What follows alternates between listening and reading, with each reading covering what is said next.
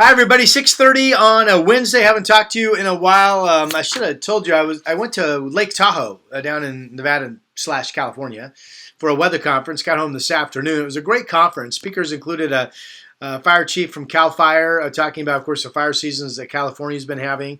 There was a professor at the University of Nevada, Reno, that talked about the research that's being done to better forecast the weather that's being produced by these fires when they're burning.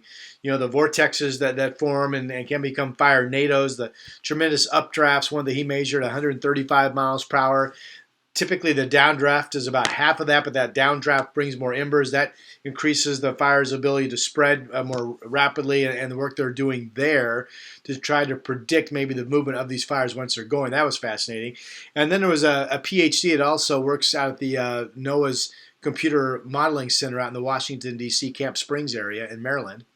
And talked about the work that's being done to improve our computer modeling. So it was really a great conference and had a great time. Lake Tahoe, if you haven't been, is so gorgeous. Highly recommend planning a trip. You can do it in a long day's drive, or of course it's about an hour and 15 minutes to fly down into Reno. Okay, weather-wise, my oh my. So the rain that we had today, I don't have the final numbers, but it's likely the rain we've had today has put us up over 7 inches of rain for the month. That would make this the wettest January since the January of 2006. That January went over 10 inches and is still in the record books for the fourth wettest. So rain has been a big factor. With that said, we're getting a little bit of a break. Mainly dry overnight tonight. I think it's dry when you get up Thursday morning. Then a little bit of rain activity is expected to develop Thursday afternoon. I'm not sure when. It's possible that it holds off a little bit, but I'm not sure of the timing. Look for some showers on Thursday afternoon. And then rain picks up Thursday overnight. But all total, that's maybe 1/10 of an inch.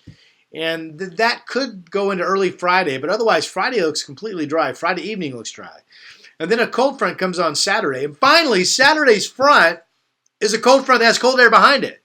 So snow levels that are going to be way up high the next several days. During the day, Saturday will go from 6,000 down to 2,000 feet. And then Monday looks dry, and we'll finally get into widespread freezing temperatures to start next week.